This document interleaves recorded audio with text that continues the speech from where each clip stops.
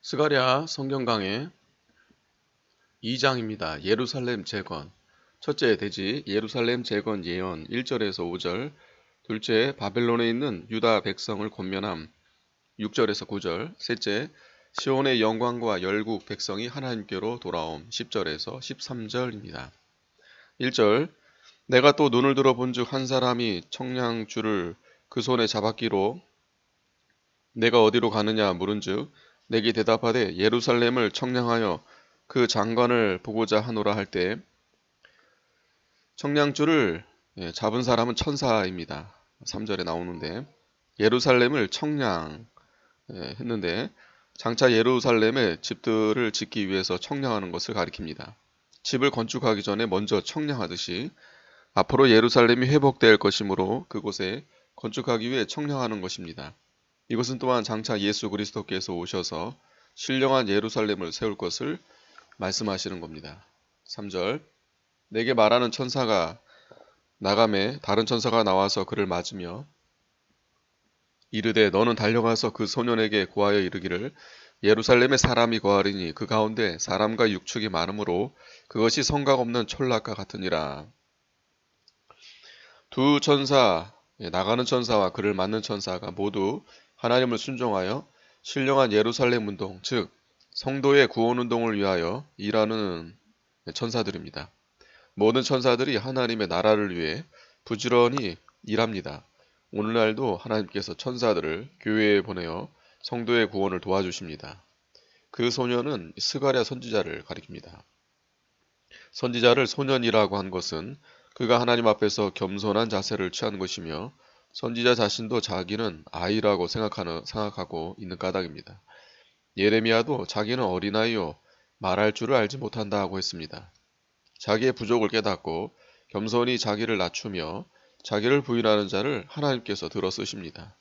성각 없는 촌락과 같다고 했는데 전에는 예루살렘이 원수의 침략을 막을 성이 있었으나 장차 그리스도를 통해서 건설될 영적 예루살렘은 성각이 없어도 하나님께서 원수를 막아주심으로 안전할 것과 또 하나님의 은혜로 창성하고 발전되어 사방으로 뻗어 나갈 것을 가리킵니다.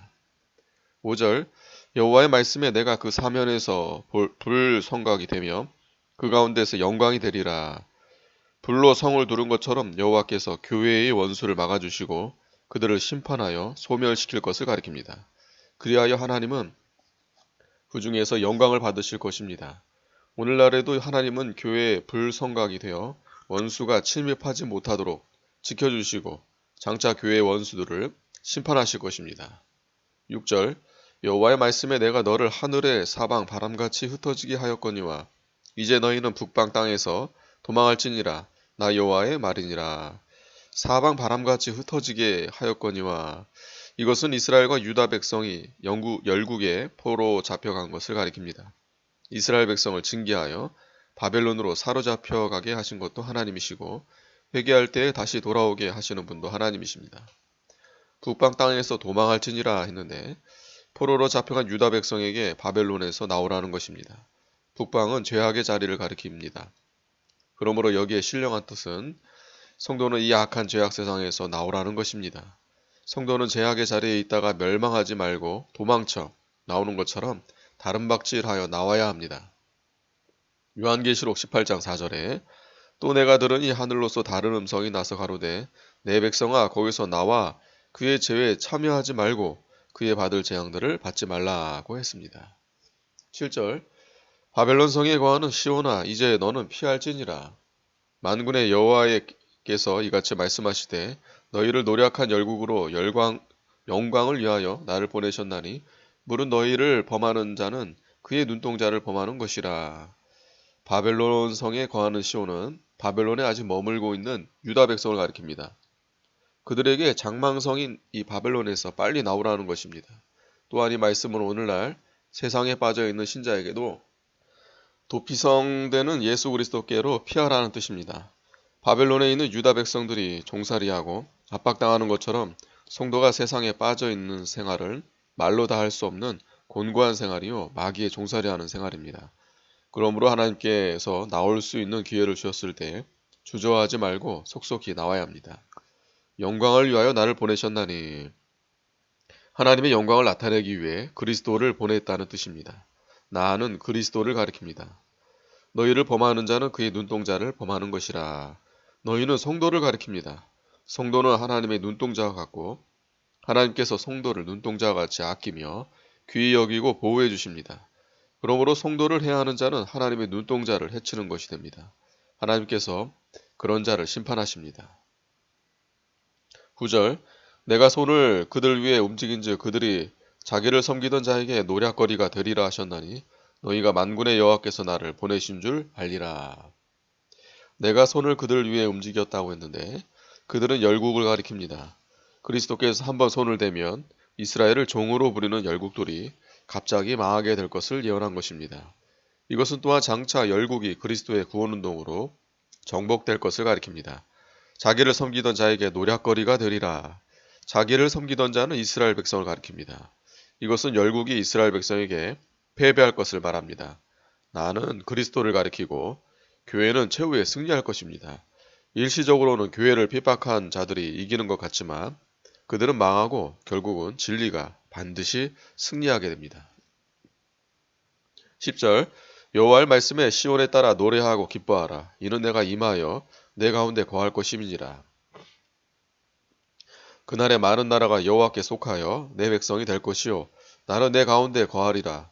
내가 만군의 여호와께서 나를 내게 보내신 줄 알리라. 시온에 따른 예수 믿는 성도들을 가리키고 내가 임하여 내 가운데 거할 것임이니라 했는데 하나님께서 성도 가운데 계시겠다는 약속입니다. 성도는 그리스도로 말미암아 언제나 노래하고 기뻐하게 됩니다. 만능의 아버지가 우리와 함께 하시니 두려워할 것이 없다 했습니다. 하나님께서 우리 마음에, 집에, 교회에 항상 함께 하십니다. 많은 나라가 여호와께 속하여 내 백성이 될 것이요. 장차 열방에서 많은 사람들이 예수 그리스도를 믿고 하나님께로 돌아와 하나님의 백성들이 될 것을 가리킵니다.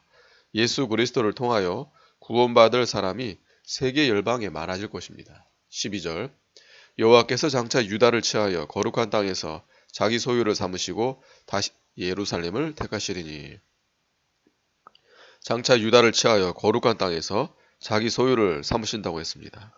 장차 유다 백성 중에서 그리스도가 나와 세계에 있는 모든 택한 백성을 구원하여 자기 소유로 삼으실 것을 가리킵니다. 다시 예루살렘을 택하시리니 이 신령한 예루살렘 즉 교회를 하나님의 거처로 삼으시겠다는 것입니다. 13절 무릇 혈기 있는 자들이 여호와 앞에서 잠잠할 것은 여호와께서 그 성소에서 일어나심이니라 하라 하더라. 혈기 있는 자는 모든 백성을 가리키나 특히 하나님의 백성을 대적하는 자들을 가리킵니다. 여호와 앞에서 잠잠할 것이라 했는데 여호와의 구원운동을 방해하는 사람들에게 잠잠하라고 하십니다. 사람이 하나님의 구원운동을 아무리 반대하고 대적해도 여호와의 구원운동은 반드시 승리할 것이므로 모든 백성들은 잠잠하라는 것입니다. 하나님께서 하시는 일에 대해 혈기 있는 자들이 아무리 떠들고 해하려고 할지라도 아무 쓸데없습니다. 도리어 그들이 부끄러워 입을 열지 못할 날이 옵니다. 그 성소에서 일어나심이니라. 그 성소는 하나님이 계시는 곳입니다. 하나님은 늘 잠잠히 계시지 않으시고 그 계시던 조소에서 일어나 성도를 보호하시며 구원 역사를 이루어 나가시고 원수를 심판하십니다. 아멘.